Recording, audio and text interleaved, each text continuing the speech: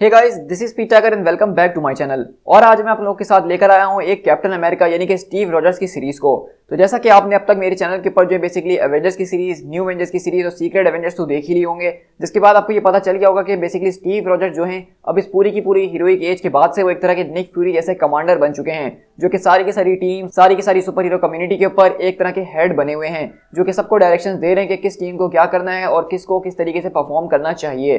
तो उसी तरह जो आज की हमारी स्टोरी होने वाली है वो स्टीव रॉजर्स के ऊपर ही होगी। हम देखेंगे कि किस तरीके से इस पूरी की पूरी हीरोइक एज के अंदर स्टीव रॉजर्स की कुछ पास्ट की कहानी उनके पास लौट के वापसी आ चुकी है, जो कि उनको तंग करने की कोशिश कर रही हैं। तो ये सीरीज हमारे पास बेसिकली 4 पार्ट्स के अंदर होने वाली है, जो कि एक लिमिटेड सीरीज है। तो इसको मैं 4 एपिसोड के अंदर आपके साथ शेयर करूंगा। और अगर गाइस आप लोग चैनल पे फर्स्ट टाइम आ रहे हैं और आपको नहीं समझ में आ रहा कि मैं ये सारी क्या बातें कर रहा हूं, तो बेसिकली हम अपने चैनल के ऊपर मार्वल कॉमिक्स की टाइमलाइन को फॉलो करते हैं, जिसको हमने 2000 से स्टार्ट किया था और अब हम सारे के सारे कॉमिक्स को कवर करते करते 2010 तक के कॉमिक्स तक पहुंच चुके हैं। तो अगर आप हमारी उस ऑसम टाइमलाइन का हिस्सा बनना चाहते हैं तो नीचे लिंक आपको डिस्क्रिप्शन में मिल जाएगा, जहां पे आप हमारी सारी की सारी पुरानी वीडियोस को प्लेलिस्ट के जरिए चेकआउट कर सकते हैं। तो गाइस चलिए बिना किसी और बात के फौरन से इस ऑसम सीरीज को स्टार्ट करते हैं।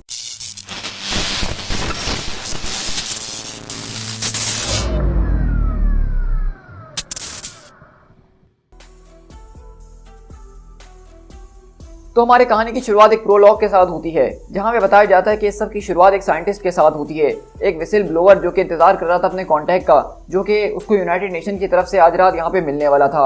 और वो भी रात के गुप अंधेरे में वो उससे यहाँ पे मिलने के लिए आ गया। लेकिन सडनली उस डॉक्टर को अचानक रियलाइज हुआ कि वो एक तरह के ट्रैप के अंदर फंस चुका है, क्योंकि अचानक उसके हर एक रेडियो स्टेशन के ऊपर एक अजीबोगरीब आवाज़ उससे बात करने की कोशिश कर रही थी। और इसी तरह हम देखते हैं कि बेसिकली रेडियो के ऊपर से आवाज़ आती है कि my dear professor M Tower. क्या आपको ये लगा था कि हम वाकई में आपके बारे में भूल जाएंगे? और इसी तरह हम देखते हैं कि वो प्रोफेसर एकदम घबराने लग जाता है, लेकिन वो जो गाड़ी थी वो उससे बाहर नहीं निकल पा रहा था, उसको उस गाड़ी के अंदर लॉक कर दिया गया था। और जब 20 मिनट के बाद वहाँ पे फायरमैन पहुंचे तो वहाँ पे कुछ खास बचाने के लिए था नहीं, क्योंकि उनकी पूरी की पूरी गाड़ी को जला के राख कर दिया गया था और कोई सबूत ना छोड़ा गया।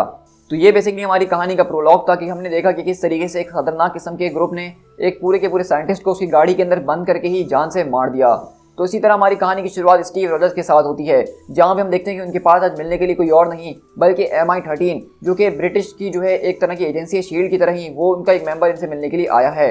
और वहीं से वो कहते हैं, तो आखिरकार तुम मुझे क्या चीज़ दिखाने की कोशिश कर रहे हो विजडम, मुझे कुछ समझ में नहीं आ रहा है। तो वो कहता है कि ये जो मैं आपको चीज़ दिखा रहा हूँ ये एक तरह का पोटेंशियल विटनेस हो सकता है, जहाँ तक मुझे अंडरस्टैंड कर रहा हूँ। एक साइंटिस्ट जो कि नेक्स्ट इन फार्मास्यूटिकल के लिए काम करता था, उनको कल रात बॉन फायर की तरह जला के राख कर दिया गया। तो स्टीव रॉजर्स बोलते हैं कि नेक्स्ट इन, मैंने इस कंपनी का नाम आज से पहले कभी नहीं सुना। तो वहीं से वो आदमी बोलता है कि हाँ, हम में से किसी ने भी 1 साल पहले तक इसका कोई नामो निशान नहीं सुना था, लेकिन मेनली ये जो है एक रिसर्च फिल्म हुआ करती थी, बट रिसेंटली इसका जो नया फिगर हेड है जो कि इस पूरी की पूरी फैसिलिटी को चला रहा है, जो इस रिसर्च को कंटिन्यू कर रहा है, उसने अपने आप को एक नया नाम दिया है, जो कि अब अपने आप को कहलवा रहा है प्रोफेसर जैकब आर्स्किन। तो वहीं से स्टीव रॉजर्स के एकदम कान खड़े होते और कहते हैं आर्स्किन मतलब प्रोफेसर आर्स्किन, लेकिन प्रोफेसर आर्स्किन का तो कोई कभी बेटा था ही नहीं। तो वहीं से वो बताते हैं कि अपेरेंटली आप बिल्कुल ठीक कह रहे हैं कि उनका कोई बेटा नहीं था आर्स्किन का, लेकिन ये उनका ग्रैंड सन है।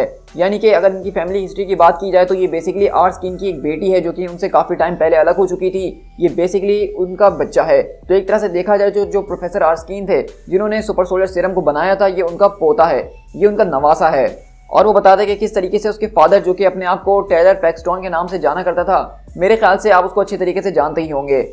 तो वहीं पे हम देखते हैं कि स्टीव रॉजर्स एकदम सोच में पड़ जाते हैं और कहते हैं पीट विजडम इस वक्त बिल्कुल ठीक कह रहा है, लेकिन क्योंकि वो एक ब्रिटिश स्पाई मास्टर है तो वो अपनी रिसर्च तो पूरी कर आएगा ही ना। उसी तरह हम देखते हैं कि कैप्टन को याद आ रहा होता है कि किस तरीके से उसके जो फादर थे वो भी बेसिकली उसी कैंप के अंदर मौजूद थे, जहां पे प्रोजेक्ट रीबर्थ की शुरुआत की गई थी। और इसी तरह कैप्टन अमेरिका ये सब सोचते हुए हमें बता रहे होते हैं कि प्रोजेक्ट रीबर्थ क्या था और किस तरीके से एक सब्जेक्ट को चुना गया था सुपर सोल्जर सीरम को टेस्ट करने के लिए। और जब वो पहला फॉर्मूला टेस्ट किया गया था स्टीव रॉजर्स की बॉडी के ऊपर, तो एक अजीबोगरीब चमत्कार हुआ था। लेकिन जब ये सारा का सारा एक्सपेरिमेंट हो रहा था तो वहाँ पे एक नाजी साइंटिस्ट जो है वो अटैक करने के लिए बिल्कुल तैयार बैठा था ऑब्जर्वेशन चैम्बर के अंदर। और जब प्रोफेसर आर्स्किन मर गए तो उनके साथ उनके पूरे के पूरे फॉर्मूले का सीक्रेट भी खत्म हो गया था। और उसके बाद से सिर्फ दुनिया के अंदर एक ही सुपर सोल्जर था, सिर्फ एक ही कैप्टन अमेरिका था। तो हमें यहाँ पे इन शॉर्ट करके बेसिकली कैप्टन अमेरिका का ओरिजिन सुनाया जा रहा है। तो वहीं से स्टीव रॉजर्स बोलते हैं कि हाँ तुम ठीक कह रहे हो कि टेलर पैक्सटन वो काफ़ी लंबे अरसे पहले मेरा कभी दोस्त हुआ करता था। तो वहीं से वो आदमी कहता है कि वेल इसका मतलब ये है कि वो जो आपका दोस्त था वो आगे चल के शायद कभी आर्स्कीन की बेटी से मिला होगा और उसके बाद उन दोनों के बीच शादी हुई और शादी के बाद उनका एक बच्चा हुआ जो कि आगे जाके बना आर्स्कीन का ग्रैंडसन। और वो सच कहूँ तो वो एक ज़बरदस्त किस्म का साइंटिफिक जीनियस है, बिल्कुल अपने ग्रैंडफादर की तरह। लेकिन अगर हम बात करें यहाँ पे जेकब की, तो जेकब पैक्सटन जो है वो बहुत ज़्यादा शानदार किस्म का इंसान था अपने पैदाइश के साथ ही और अपनी यूनिवर्सिटी के अंदर टॉप किया करता था। जब वो यूनिवर्सिटी से बाहर भी नहीं निकला था तो शील्ड और MI13 दोनों एजेंसीज ने उसको हायर करने के लिए सोचा हुआ था, लेकिन उस आदमी ने दोनों एजेंसीज को मना कर दिया था। वो पिछले 20 साल से जो है नॉन इन्फेक्टियस डिजीज़ के ऊपर काम कर रहा है। तो स्टीव रॉजर्स बोलते कि ये सब तो ठीक है, लेकिन आखिरकार उसने इतने टाइम के बाद अपने आप को आर्स्कीन कहलवाना क्यों शुरू कर दिया। तो वहीं से वो आदमी कहता है कि यस, यही तो सबसे बड़ी वजह जिसके लिए मैं आपसे मिलने के लिए आया हूँ, क्योंकि कुछ खास नाम ऐसे होते हैं जो कि कुछ खास कस्टमर्स को अपनी तरफ अट्रैक्ट करते हैं। क्योंकि हमारा जो कोई भी शक है वो ये हमें बता रहा है कि कल रात जो मौत हुई है वो कुछ ऐसी नहीं हुई है, बल्कि खबर कुछ ऐसी आई है जिस आदमी को मारा गया है वो खबर ये लेकर आ रहा था कि सुपर सोल्जर फार्मूला जो है उसको बेसिकली नेक्सटीन वालों ने क्रैक्ट कर लिया है और वो जो है इसको बेचने की तैयारी कर रहे हैं उस शख्स को जो कि इसकी सबसे ज़्यादा ऊंची बोली लगाएगा। तो यहाँ से आप सबके दिमाग में बिल्कुल falcon in the winter soldier वाली स्टोरी जो है वो दिमाग में आना शुरू हो गई होगी कि किस तरीके से सुपर सोल्जर सीरम को दोबारा से बना लिया गया है और उसको बेचने की बातें की जा रही हैं। तो हाँ, आप बिल्कुल सही सोच रहे हैं कि इसकी स्टोरी उससे कुछ ज़्यादा ही मिलती है। Falcon in the winter soldier के अंदर कुछ इसी तरह की स्टोरी को अडॉप्ट किया गया था। तो वहीं से स्टीव रॉजर्स बोलते कि क्या ये तो बिल्कुल पागलपन है, ऐसा नहीं हो सकता।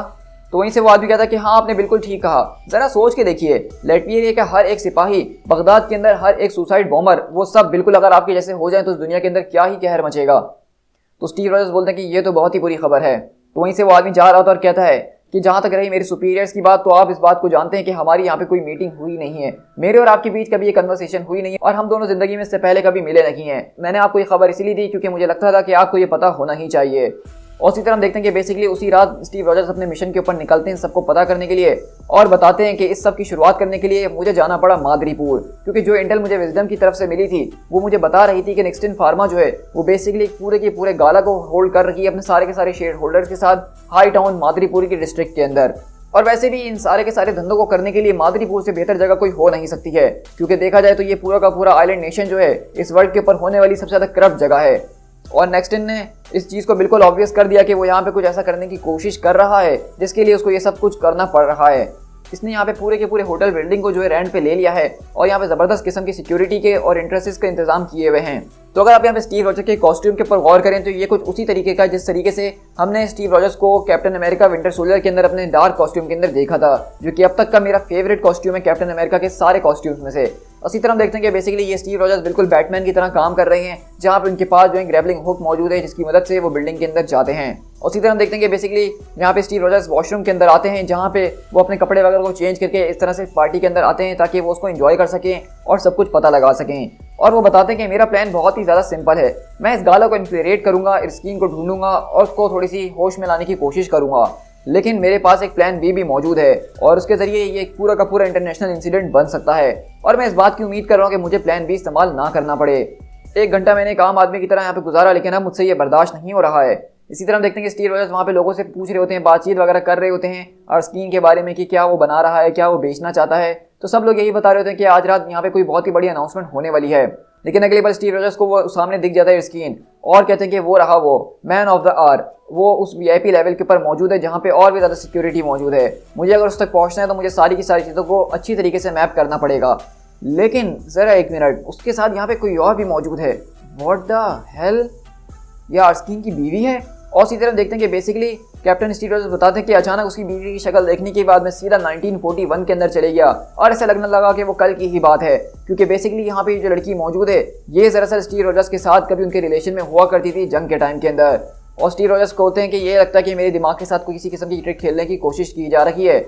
मैं आजकल प्रोजेक्ट रीबर्थ के बारे में शायद कुछ ज़्यादा ही सोच रहा हूँ, इसलिए ये मेरे दिमाग के अंदर आ रही है।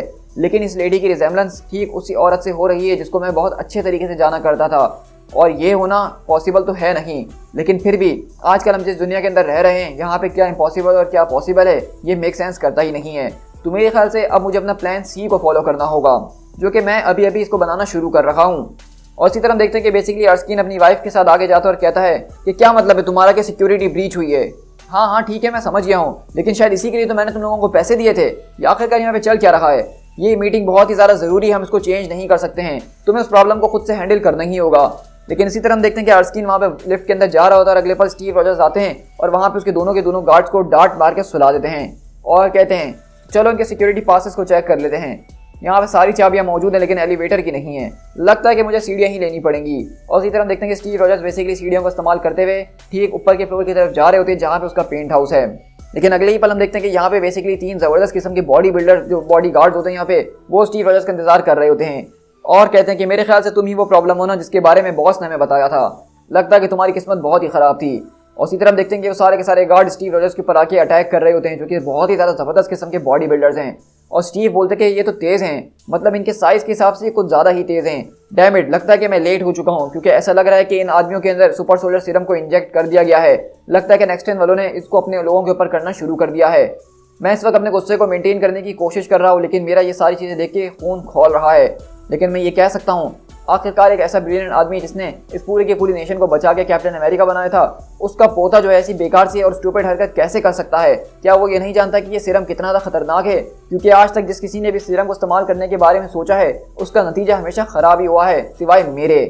और उसी तरफ देखते हैं कि बेसिकली स्टीव रॉजर्स वहाँ पे उन तीनों से ज़बरदस्त तरीके से मुकाबला कर ही रहे होते हैं लेकिन अचानक उनमें से जो एक गार्ड होता है उसके नाक से खून आना शुरू हो जाता है और अचानक वो अपना सर पकड़ के वहाँ पे गिर जाता है। मतलब इनको ऊपर सुपर सोल्जर सीरम का इस्तेमाल किया गया है और इनका साइड इफेक्ट हमें नजर आ रहा है। लेकिन इसी तरह यहाँ पे स्टीव रॉजर्स सारे के सारे गुंडों को वहाँ पे आराम से निपटा देते हैं और उनको ठंडा कर देते हैं। लेकिन वो यहाँ पे देख के समझ चुके हैं कि यहाँ पे सुपर सोल्जर सीरम का इस्तेमाल इनके ऊपर किया गया है और इसका नतीजा बिल्कुल भी ठीक नहीं है।